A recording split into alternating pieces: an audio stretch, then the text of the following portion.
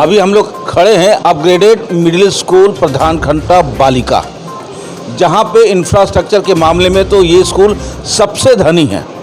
लेकिन विडंबना इस बात की है कि यहाँ पे 1 से लेके क्लास 8 तक क्लासेस चलते हैं, लेकिन शिक्षक की संख्या मात्र यहाँ पे 3 है।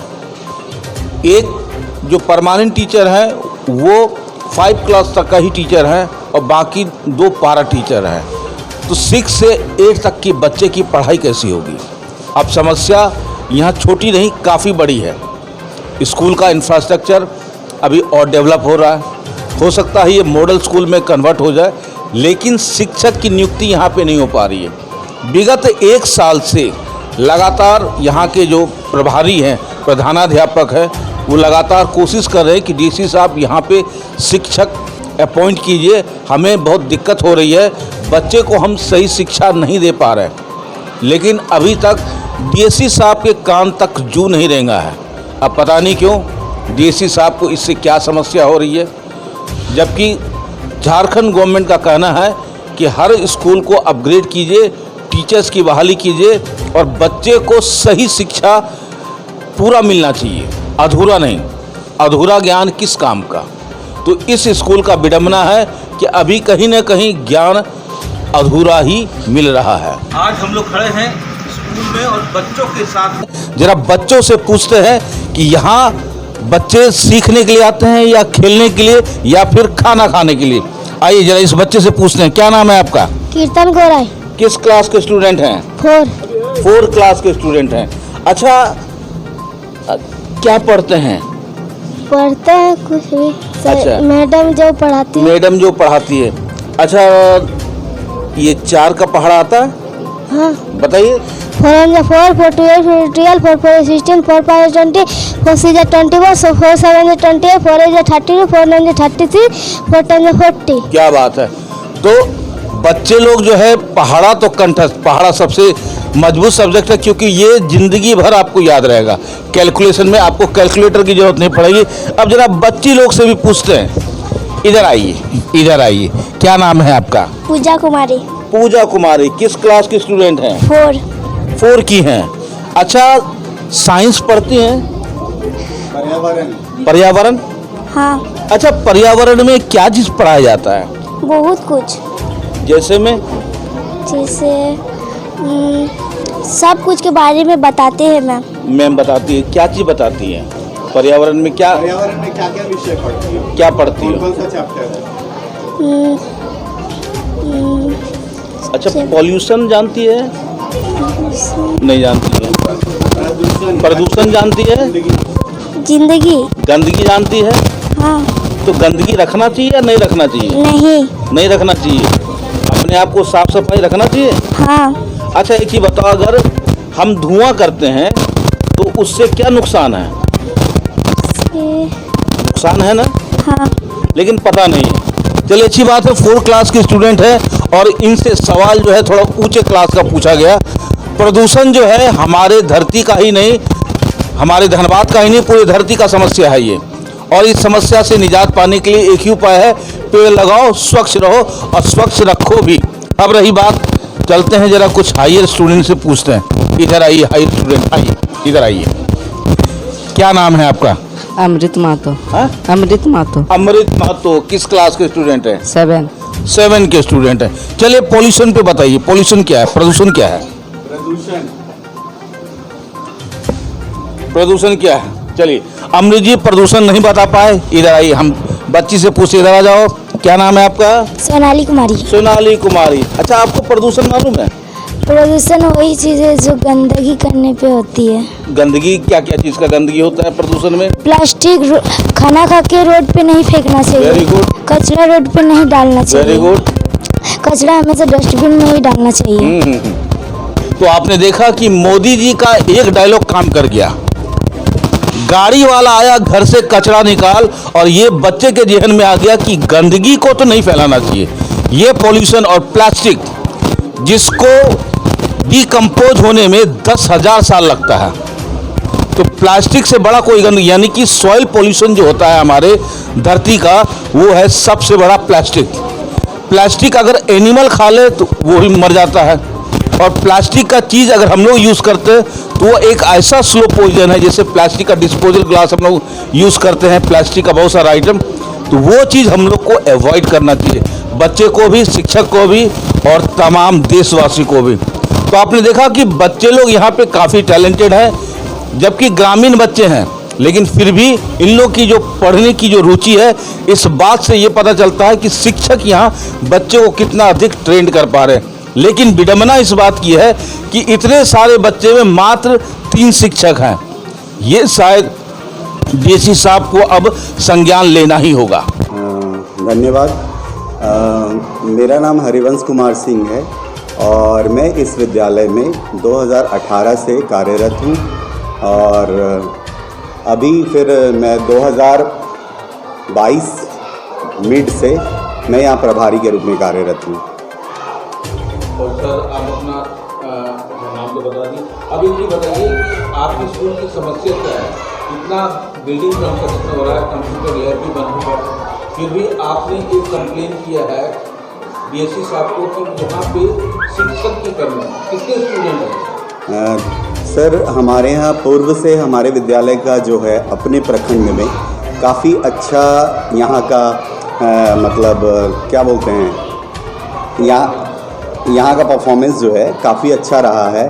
और इस कारण ही मुझे लगता है, क्योंकि यहाँ पूर्व में 4 हम लोग परमानेंट टीचर्स थे और 4 जो हैं वो सहायक अध्यापक थे। उस समय शिक्षकों की संख्या आज से 3 साल पूर्व करीब 7-8 के करीब थी, ठीक है। लेकिन 2022 के बाद क्या हुआ कि एक जो शिक्षक थे, जो वरीय शिक्षक थे, जो यहाँ के प्रभारी प्रधानाध्यापक थे, उनका जो है प्रमोशन के कारण स्थानांतरण दूसरे विद्यालय में हो गया। एक और शिक्षक थे, उनकी नियुक्ति उच्च विद्यालय में अपने गृह जिले देवघर में हो गई। एक और महिला शिक्षिका थी जिनका अपना गृह जिला चतरा में हो गया। उसके बाद मैं सिर्फ अकेले जो है यहाँ पे एक परमानेंट टीचर के रूप में हूँ, और हमारे सहयोगी 3 सहायक हैं, लेकिन एक सहायक का भी सहायक आचार्य में हो गया है। अभी वर्तमान हमारे 25-26 में करीब 198 बच्चे हैं। 6 to 8 में 150 बच्चे हैं और 1 to 8 में 48 बच्चे हैं। और अब जबकि हम लोग शिक्षक सिर्फ 3 रहें, और 6 to 8 में एक भी शिक्षक नहीं है, जबकि यहाँ पे सहायक आचार्य की नियुक्ति भी हो रही है, ट्रांसफ़र भी हो रहा है, लेकिन हमारे विद्यालय में शिक्षक नहीं आ रहे हैं। जबकि हमारे विद्यालय को इतना हाई कॉस्ट दिया गया है। हमारे विद्यालय को जो है यहाँ पे करीब 2 करोड़ 37 लाख का बिल्डिंग्स और बहुत तरह का भवन, असैनिक कार्य, इंफ्रास्ट्रक्चर का कार्य चल रहा है। आईसीटी लैब आने वाला है, साइंस लैब है, लेकिन जब तक अगर शिक्षक नहीं होंगे तो बच्चों की पढ़ाई कैसे होगी सर। और मैं सर डीएसी सर को पिछले साल ही आवेदन दिया था, फिर उनको मैंने व्हाट्सएप पे रिमाइंड भी कराया। उन्होंने मुझे ऐसे कहा है कि जिला स्थानांतरण से जो शिक्षक आएंगे तो आपके विद्यालय में भेजा जाएगा, लेकिन अभी तक उस पर कोई पहल नहीं की गई है। मिड टर्म हो गया है, क्योंकि सेशन जो है हमारा अप्रैल टू मार्च चलता है ना। तो सर इस समस्या का अभी तक आपके पास कोई निदान नहीं है? बिल्कुल नहीं है सर। इंफ्रास्ट्रक्चर आपका बढ़ते जा रहा है, डेवलपमेंट कार्य हो रहा है, हाँ, लेकिन शिक्षक नहीं होने की वजह से आप भी परेशान हैं। तो आप जो है किस क्लास के लिए अपॉइंट हुए थे? सर मेरी जो अपॉइंटमेंट हुई है एज ए प्राइमरी टीचर हुई है, और मैं 1 से 5 तक के बच्चों के लिए एलिजिबल हूँ। मतलब मैं एज ए प्राइमरी टीचर मेरी नियुक्ति हुई है, ठीक है। लेकिन अभी मैं यहाँ पे सभी क्लासों को पढ़ा रहा हूँ। मैं 1 से 8 तक क्लास लेता हूँ। यानी कि 6 और 8 का क्लास का भी आप ही? जी बिल्कुल जी।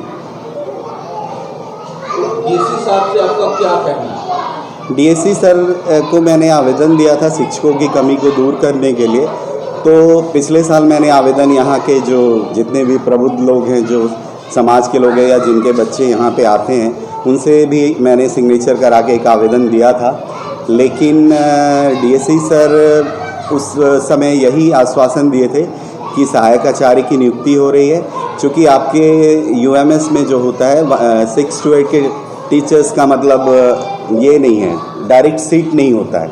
उनकी जो बहाली होती है वो मध्य विद्यालय में होती है। जो 6 to 8 के टीचर्स, स्पेशली 6 to 8 के टीचर्स होते हैं, उनका अपॉइंटमेंट जो है वो मध्य विद्यालय में होता है, प्राइमरी UMS में नहीं होता है। लेकिन सहायक आचार्य का जो अभी पोस्ट निर्धारित किया गया है वो जो है वो जो है 6 to 8 के टीचर्स उससे आएंगे, आपको मिलेंगे। लेकिन चूँकि नियुक्ति प्रक्रिया ही काफ़ी अभी डिले हो रहा है, चल रही है, तो मुझे आशा है कि आना चाहिए और मैंने आवेदन भी दिया है और सर ने आश्वासन भी दिया है कि आपके विद्यालय में शिक्षक भेजे जाएंगे। तो ये आवेदन आप कब दिए थे? आवेदन मैं पिछले साल दिया था, उसी आवेदन को मैंने व्हाट्सएप पे उनको रिमाइंड कराया। और बच्चे को सही शिक्षा पूरा मिलना चाहिए, अधूरा नहीं। अधूरा ज्ञान किस काम का? तो इस स्कूल का विडंबना है कि अभी कहीं न कहीं ज्ञान अधूरा ही मिल रहा है। आप देख रहे हैं सब पर नज़र। धन्यवाद। हेलो फ्रेंड्स, ये हमारी हर्सन्स इलेक्ट्रॉनिक्स और रामसन्स, ये हम लोग पिछले 35 सालों से यहाँ पे धनबाद बैंक मोड़ में हमारा शोरूम है।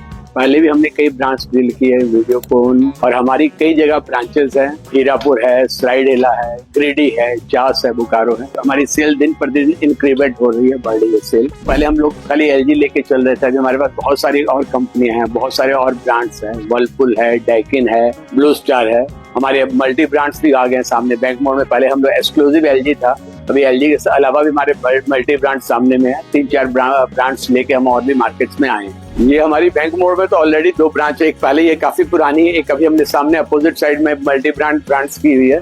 इसके अलावा हमारी पुलिस लाइन है, हीरापुर है, सरायडेला है, ताकि कस्टमर वहाँ के लोगों को आने में परेशानी होती है, उसके लिए हमारी सरायडेला में भी एक अच्छी ब्रांच है, गिरिडीह में भी हमारी ब्रांच है और चास बोकारो में भी हमारी ब्रांच है। आपके लिए जहाँ कन्वीनियंट लगता है आप वहाँ से भी ले सकते हैं। अगर आने में धनबाद बैंक मोड़ में परेशानी है तो आप हमारी सरायडेला भी जा सकते हैं, हीरापुर ब्रांच में भी जा सकते हैं।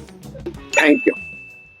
माधव अपार्टमेंट हीरापुर धनबाद स्थित चंदन स्टूडियो कई राज्य स्तरीय फोटो प्रतियोगिता में विजेता रह चुके हैं एवं राज्यपाल से भी सम्मानित हो चुके हैं।